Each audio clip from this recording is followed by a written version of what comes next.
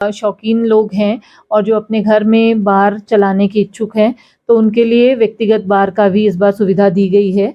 पहाड़ की दुकानों को एक उप दुकान खोलने की अनुमति प्रदान की गई है। मिनिमम दरों मतलब इस दर से नीचे आप बिक्री नहीं कर सकते। इस दर से नीचे अगर आप बिक्री करते हुए पाए जाएंगे या पकड़े जाते हैं तो आपके ऊपर कार्रवाई की जाएगी।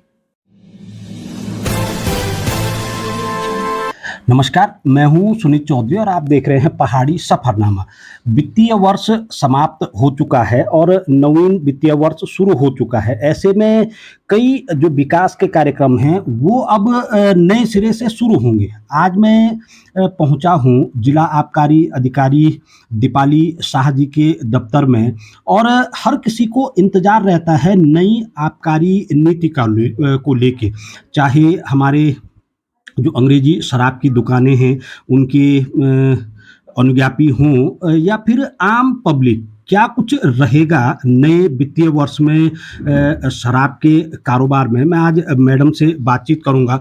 मैम, अक्सर जब नया वित्तीय वर्ष शुरू होता है तो आबकारी को लेके एक नई पॉलिसी भी जारी होती है। इस समय की अगर मैं बात करूं, जो मौजूदा ये वित्तीय वर्ष लगा है और इस समय के किस तरीके से आवंटन होने हैं, कितनी दुकानें जनपद में हैं, इसको लेके क्या कुछ नई पॉलिसी इस समय है। नई पॉलिसी वित्तीय वर्ष 2023-24 के लिए आ चुकी है और पॉलिसी के जो मुख्य बिंदु हैं वो मैं बता दूं कि पॉलिसी में ये है कि जो 2022-23 में जो अनुज्ञापी थे उनको नवीनीकरण के लिए एक मौका दिया गया है। जो दुकानें हैं वो पहले नवीनीकरण होंगी। अगर नवीनीकृत अनुज्ञापी नहीं कराना चाहता है तो उसके बाद दुकानों को जो है वो लॉटरी प्रक्रिया के माध्यम से आवंटित किया जाएगा। तो जनपद रुद्रप्रयाग में 10 विदेशी मुद्रा दुकानें, 10 दुकानों में से 8 दुकानें जो हैं वो नवीनीकृत हो चुकी हैं तथा बची हुई 2 दुकानें, जो एक है सतेरा खाल या जिसको चोपता भी कहते हैं और दूसरी दुकान है मयाली, उन दोनों के लिए हम लॉटरी प्रक्रिया से आवंटन के लिए हमारे कार्यालय द्वारा विज्ञप्ति जारी की जा चुकी है। मैम, अक्सर इस समय हम लगातार सुन रहे हैं कि शराब सस्ती हो रही है, शराब सस्ती हो रही है। इसको लेके क्या कुछ गाइडलाइनें हैं।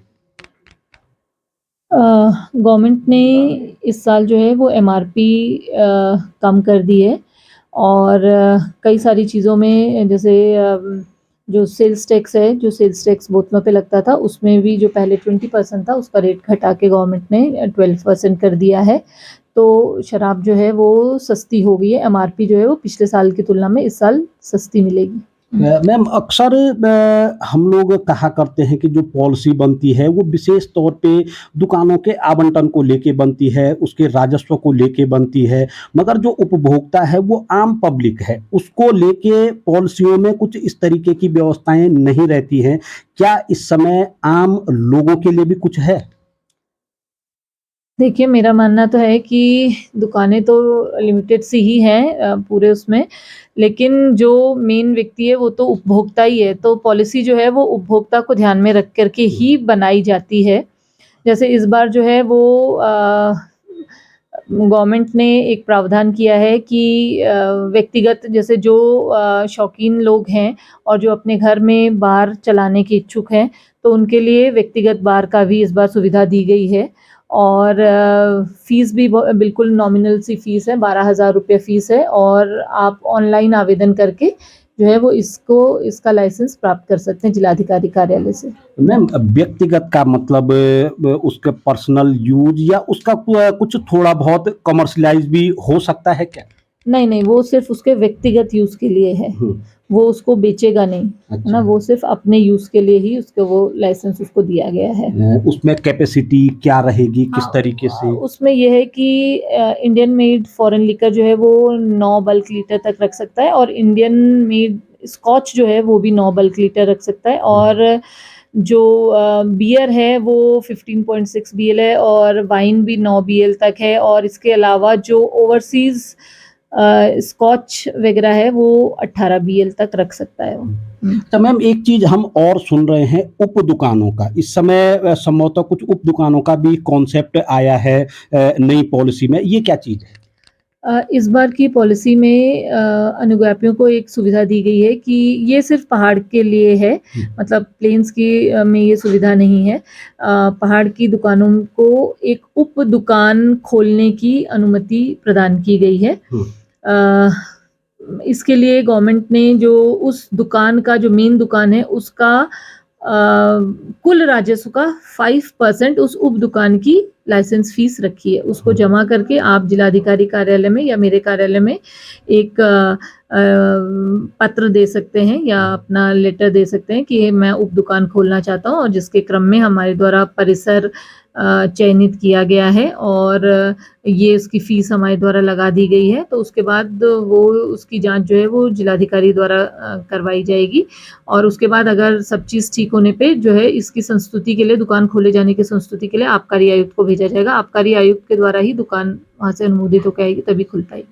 मैम एक चीज़ और है, हर बार दुकानें खुल जाती हैं, तमाम जो प्रक्रियाएँ होती हैं वो हो जाती हैं, मगर अगर रोक नहीं लग पाती है तो ओवर रेटिंग को लेके, इसको लेके अगर पब्लिक शिकायत करे भी तो करे कहाँ? असमंजस की स्थिति ये बन जाती है।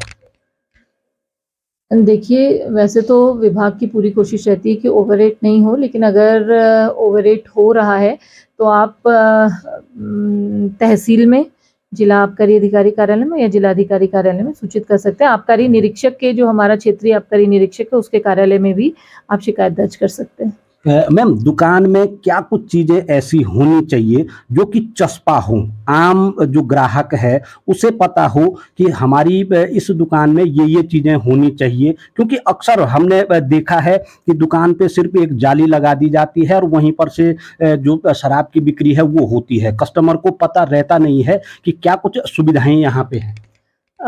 सबसे पहला तो ये है कि दुकान में, ये दुकान वाले के लिए भी कंपल्सरी है कि वो प्रत्येक ग्राहक को बिल देगा।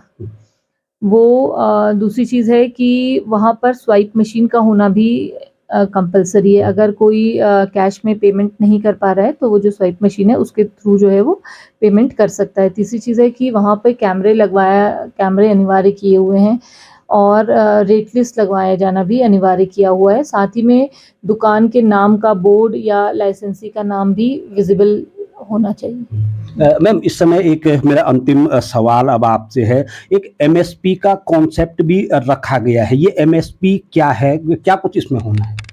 देखिए, इस बार की जो नीति है उसमें एमएसपी, मिनिमम सेलिंग प्राइस का भी कॉन्सेप्ट दिया हुआ है। तो मिनिमम सेलिंग प्राइस ये कहता है कि जो अनुज्ञापी है या जो दुकानदार है, वो कभी-कभी ऐसा होता है कि साल के अंतिम सालों में या वो सेल लगा देते हैं और बहुत ही न्यूनतम दरों में जो है वो शराब को बिक्री करते हैं। तो उस पे रोक लगाने के लिए गवर्नमेंट ने एमएसपी निकाला है कि इन मिनिमम दरों मतलब इस दर से नीचे आप बिक्री नहीं कर सकते। इस दर से नीचे अगर आप बिक्री करते हुए पाए जाएँगे या पकड़े जाते हैं, तो आपके ऊपर कार्रवाई की जाएगी।